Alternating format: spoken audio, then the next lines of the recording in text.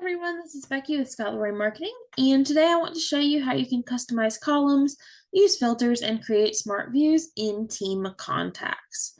So the first thing we want to do is we want to sign in to Command, which is agent.kw.com with our KW login credentials. And then we want to make sure that we are in our team account. So to double check that, you will click on your name in the top right corner. You can see this top one is going to be the account that you are currently in, and you can see that we are in our team account. If you are in your personal account and you are seeing your team account here, to switch, you can simply just click on that account and it will automatically switch over for you. So then we're going to navigate over to our contacts applet. So the contacts applet is going to be this square with a person in it. If you are not sure, you can hover over it and it will tell you what it is.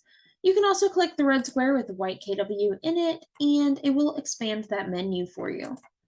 So once we navigate over to our contacts applet, we are currently in a smart view, so I will switch that off in just a second.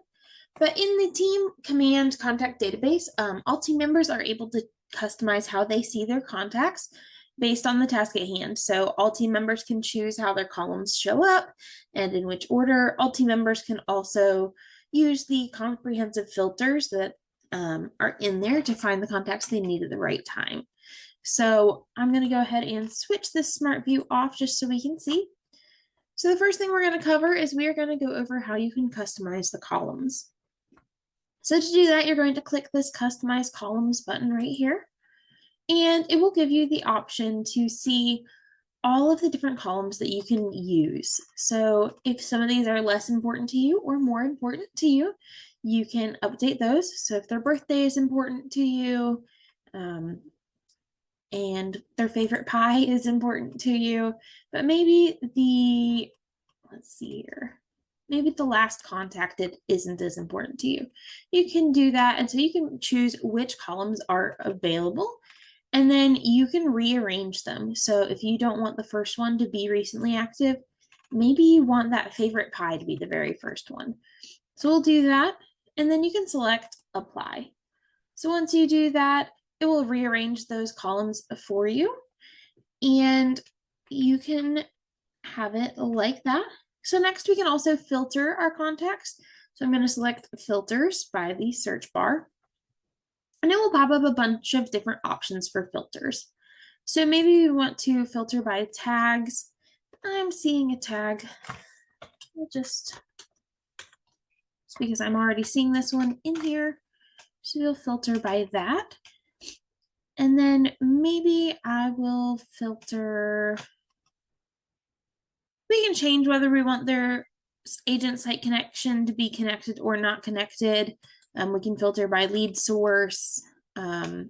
I'm going to say I want me being the owner. And then we can click apply. So once we've selected the filters that we want, then we will see those populate right there. And then finally, you can create a smart view. So a smart view is going to let you see this filtered and organized like this on a regular basis. So what you're going to do is you're going to do click create smart view right here. And then we can enter our smart view name. And then you can choose whether you want this to be your default smart view. Keep in mind that if it is your default smart view, it will also be your default smart view on your personal account. So just keep that in mind when you are doing that. So then we'll click Save Smart View. And then you will see right here that there is a smart view named Testing. So you can see if it's in all contacts, it's going to go back to exactly how it was, including our order of our columns. And then we can scroll down and we can find that Testing Smart View. And it will pull up the columns how we had them and the filters as we had them.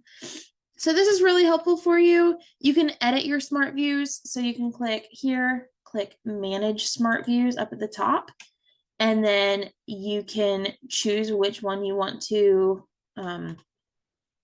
edit.